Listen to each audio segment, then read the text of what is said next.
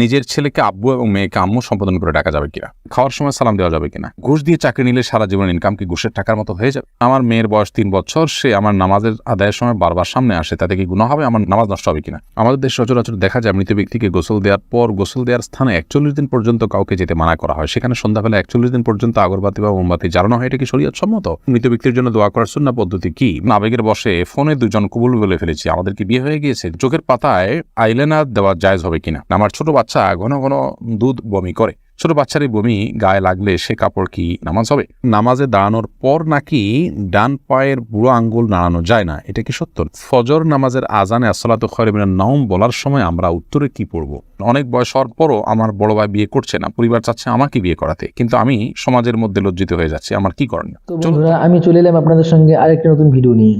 তো আজকে আমরা যে ভিডিওটা দেখব সেই ভিডিওটা হচ্ছে শেখ আহমদুল্লাহ সাহেবের। শেখ আহমদুল্লাহ সাহেবকে কয়েকটা গুরুত্বপূর্ণ প্রশ্ন করা হয়েছে। শেখ আহমদুল্লাহ সাহেব সেই প্রশ্নগুলোর সঠিক উত্তর দিয়েছেন। তো বন্ধুরা, আজকের এই ভিডিওতে আমরা অনেক কিছু শিখতে পারবো এবং জানতে পারবো ইনশাআল্লাহ। তো বন্ধুরা, ভিডিওটা খুবই ইন্টারেস্টিং হবে, আপনারা স্কিপ করবেন না। তো বন্ধুরা, চলেন বেশি দেরি না করে সেই ভিডিওটা শুরু করা যাক। চলুন তাহলে আর বিলম্ব না করে আপনাদের প্রশ্নের উত্তর দেওয়ার আলোকিত ভবনে আমরা প্রবেশ করি এবং শুরু করি প্রশ্নোত্তর দেওয়ার পালা। আবু রেজা ইবুল আপনি লিখেছেন, আমার ছোট বাচ্চা ঘন ঘন দুধ বমি করে, ছোট বাচ্চার এই বমি গায়ে লাগলে সে কাপড় কি নামাজ হবে?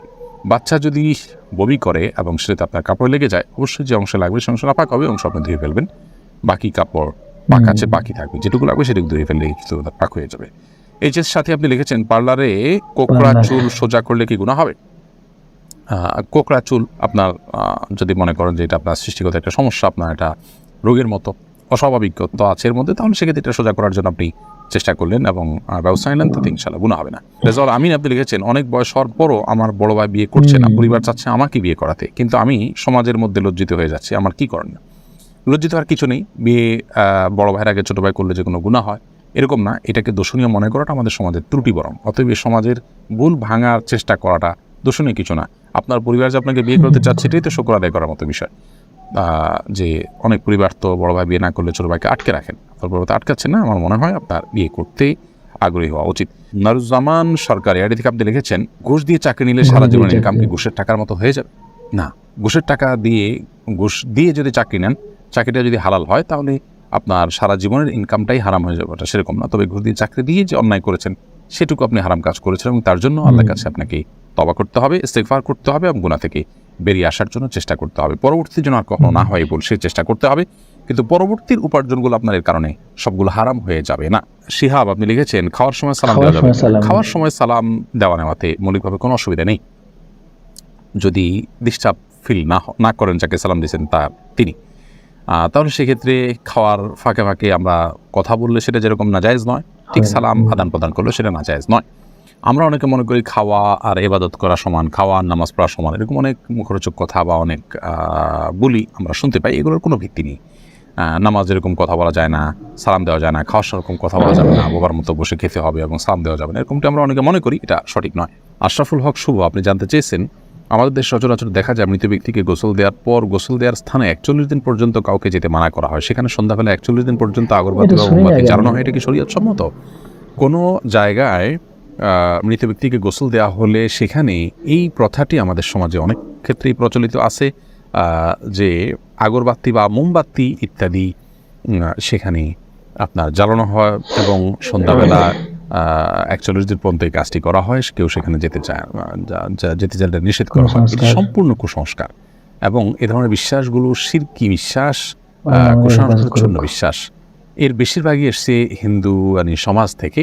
একজন মুসলমানের এই সমস্ত কুসংস্কারকে বর্জন করা উচিত। যেখানে গোসল দেওয়া হবে সে জায়গার বিশেষ কোনো বিধান নাই, সেটা অন্য 10টা জায়গার মতোই একটি জায়গা।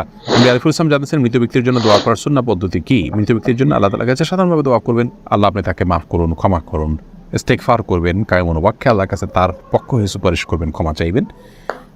এসএচ রুবেল এছাড়া বিশেষ কোনো পদ্ধতি নেই, একত্র হতে হবে, লোকজন জড়ো করতে হবে, হুজুরদেরকে নিয়ে আসতে হবে, কোনো কথা কোরআন আমাদেরকে বলা হয়নি।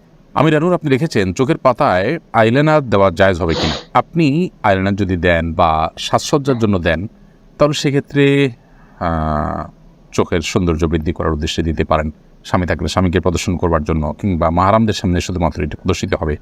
আর যদি রাস্তাঘাটে গায়ে মাহারামদের সামনে এটি প্রদর্শন করার উদ্দেশ্য হয় বা ওপেন সবার জন্য আপনি নিজের সৌন্দর্যকে প্রকাশ করার উদ্দেশ্যে দিয়ে থাকেন, তাহলে সেক্ষেত্রে এটা নাজায়েজ এবং গুনাহ হবে। ফখরুল ইসলাম মাহিন আপনি লিখেছেন, আবেগের বশে ফোনে দুজন কবুল বলে ফেলেছি, আমাদের কি বিয়ে হয়ে গিয়েছে? জি না, বিয়েতে সহজ নয় যে আবেগের বশে দুজনে কবুল করে বলে ফেলছেন আর বিয়ে হয়ে গেছে। দুজন সাক্ষীর সামনে প্রস্তাব এবং কবুল হবে এবং অন্যান্য শর্তাদি পাওয়া যাবে, তখন সেক্ষেত্রে সেটি বিয়ে শরিয়া দৃষ্টিকোণ থেকে বিশুদ্ধ এবং আপনার সঠিক বিয়ে হিসেবে বিবেচিত হবে। মাহমুদুল হাসান ভুঁইয়া আপনি জানতে চেয়েছেন, ফজর নামাজের আজানে আসসালাতু খায়রুম মিনান নাওম বলার সময় আমরা উত্তরে কি পড়ব? এক্ষেত্রে জমহুর ফুকাহা বা বেশিরভাগ ইমামগণের মত হলো সাদাকতা ওয়া বারারতা। আসসালাতু খায়রুম মিনান নাওম মানে হলো সালাত বা নামাজ, এটা ঘুম থেকে উত্তম। এটি যখন মুয়াজ্জিন বলবেন তখন তাকে বলতে হয় সাদাকতা ওয়া বারারতা, অর্থাৎ হে মুয়াজ্জিন তুমি সত্য বলেছো এবং ভালো বলেছো, ভালো কাজ করেছো। এই কথা বেশিরভাগ ফুকাহা একরাম বা জমহুর ফুকাহা একরাম বলতে বলেছেন মুয়াজ্জিনের জবাবে, এবং একটি রেওয়ায়েতে এটি এসছে, যদিও রেওয়ায়েতটা সনদকে অনেক মুহাদ্দিসগণ দাঈফ বলেছেন। আর এই কারণে অন্য একদল উলামা ইকরাম বলেন যে আসসালাতু খায়রুম মিনান নাওম যখন বলবো আমরা, মুয়াজ্জিন যখন আসসালাতু খায়রুম মিনান নাওম বলবে, আমরাও আসসালাতু খায়রুম মিনান নাওম। এর কারণ হলো যে আসসালাতু খায়রুম মিনান নাওম এই বাক্যটি মুয়াজ্জিনের বাক্য, আর এক্ষেত্রে নবী আলাইহিস সালামের সাধারণ যে নির্দেশনা বুখারী মুসলিমে আসছে যে ফাকুলু মিসলা মা ইয়াকুল ইযা সামি'তুমুন নিদা, যখন তোমরা মুয়াজ্জিনের আযান শুনবে ফাকুলু মিসলা মা ইয়াকুল মুয়াজ্জিন, তখন মুয়াজ্জিন যা বলবে হুবহু তোমরা তা বলো। শুধুমাত্র হাইয়া আলাস সালাহ হাইয়া আল ফালাহর মধ্যে নবী আলাইহিস সালাম ওই হাদিসে লা হাওলা ওয়া কুওয়াতা ইল্লা বিল্লাহ বলতে বলেছেন। অতএব দুইটা বাদে বাকি সবগুলোতেই ওই হাদিসের সাধারণ যে নির্দেশনা সেটা অনুযায়ী আসসালাতু খায়রুম মিনান নাওম শুনলে আসসালাতু খায়রুম মিনান নাওম অর্থাৎ হুবহু এটা অনুকরণ করার নির্দেশনা দিয়ে থাকেন। এসেছ রুবেল আপনি জানতে চেয়েছেন আইডি থেকে, নামাজে দাঁড়ানোর পর নাকি ডান পায়ের বুড়ো আঙ্গুল নাড়ানো যায় না, এটা কি সত্য? না, এরকম কোনো কথা আমাদের জানা নেই, প্রয়োজন হলে নাড়ানো যেতে পারে। সামি আপনি লিখেছেন, মনের মধ্যে খারাপ চিন্তা আসলে কি করণীয়? মনের মধ্যে খারাপ চিন্তা যদি আসে তাহলে সেক্ষেত্রে প্রথমত সেখান থেকে নিজেকে সরাবার জন্য আপনার চেষ্টা করা। খারাপ চিন্তা যে কারণে আসে, যে জায়গায় গেলে আসে, বিচরণ করলে সেই জায়গাগুলোতে সরে আসা এটা কর্তব্য। আর আল্লাহ সম্পর্কে, আখিরাত সম্পর্কে বাজে চিন্তা ইত্যাদি অনেক সময় আসে, এরকম আসলে তাহলে সেক্ষেত্রে বাম দিকে 3 বার প্রতীকী থুতু ফেলে থু এভাবে 3 বার প্রতীকী থুতু ফেলা এবং আমানতু বিল্লাহি ওয়া রাসূলিহি পড়া এবং আউযু বিল্লাহি মিনাশ শাইতানির রাজিম পড়া, এগুলোর মাধ্যমে ইনশাআল্লাহ বিদিনিল্লাহ আমরা মনের বাজে চিন্তাকে দূর করার চেষ্টা করতে পারি। করির বেগম লিখেছেন, আমার মেয়ের বয়স 3 বছর, সে আমার নামাজের আদায়ের সময় বারবার সামনে আসে, তাতে কি গুনাহ হবে? আমার নামাজ নষ্ট হবে কিনা? না, আপনার গুনাহ হবে না এবং আপনার নামাজ নষ্ট হবে না। তবে ছোট বাচ্চা আপনার নামাজের খুব বেশি সমস্যা তৈরি করবে এরকম মনে হলে অন্য কেউ থাকলে তাদেরকে দিয়ে তাকে ধরে রাখার বা তাকে নিয়ন্ত্রণ করার ন্যূনতম চেষ্টা করা উচিত। আব্দুর রহমান জানতে চেয়েছেন, আমি একজন দর্জি, মহিলাদের পোশাক তৈরি করি, আমি যদি কোনো মহিলাকে তার ইচ্ছা মতো ডিজাইন জামা বানিয়ে দিই আর সে যদি সেটা পরে বেগানা পুরুষের সামনে যায়, দিকে আমার পাপ হবে? যদি এমন হয় যে পোশাকটা বানানোই হচ্ছে পাপের কাজের জন্য, আপনি জানেন, তাহলে সেক্ষেত্রে তাকে সহায়তা হবে তার সেটা তৈরি করে দিলে। সেজন্য এটি তৈরি করার ক্ষেত্রে আপনি ডিনাই করা উচিত, এতটুকু এখতিয়ার অধিকার আপনার থাকা উচিত এবং ইমানি গায়রত যেটাকে বলে, ইমানি আত্মসম্মান বোধ, সেটা আপনার থাকা উচিত। আর যদি এই লেভেলের সমস্যা না হয়, বরং এটা তিনি বাসায় পড়তে পারেন, তার স্বামীর সামনে পড়তে পারেন, বাহিরে পড়তে পারেন, কি করবেন আপনি জানেন না, তাহলে আপনি খুঁচিয়ে তাকে জিজ্ঞেস করার কোনো প্রয়োজন নেই এবং এর কারণে আপনার গুনাহ হবে না। তিনি যদি এটাকে অন্যায় কাজে ব্যবহার করেন, ইনশাআল্লাহ আপনার গুনাহ হবে না। হাবিব আপনার প্রশ্নটি আপনি লিখেছেন, নিজের ছেলেকে আব্বু এবং মেয়েকে আম্মু সম্বোধন করে ডাকা যাবে কিনা? স্নেহের জায়গা থেকে বা মমতা করে তাদেরকে আব্বু আম্মু ডাকতে কোনো অসুবিধা নেই। এটা রূপ অর্থে আব্বু আম্মু ডাকা হয়। আব্বু আম্মু ডাকার মানে এই না যে আমার কাগজে কলমে জন্মদাতা পিতা বা মাতা হিসেবে তাদেরকে ঘোষণা দিলাম, এরকম তো আর কেউ করে না। অতএব স্নেহের বসে তাদেরকে আব্বু কিংবা আম্মু ডাকাতে কোনো সমস্যা নেই। তো বন্ধুরা, আপনারা দেখলেন শেখ আহমদুল্লাহ সাহেব কত সুন্দর সুন্দর প্রশ্নের উত্তর দিয়েছেন, যে কাজগুলো আমরা চলতে ফিরতে করতেই থাকি।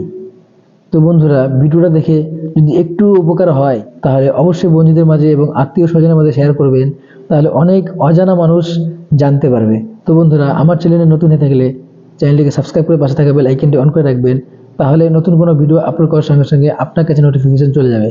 তো বন্ধুরা, দেখা হচ্ছে পরবর্তী ভিডিওতে। ততক্ষণের জন্য ভালো থাকবেন, সুস্থ থাকবেন।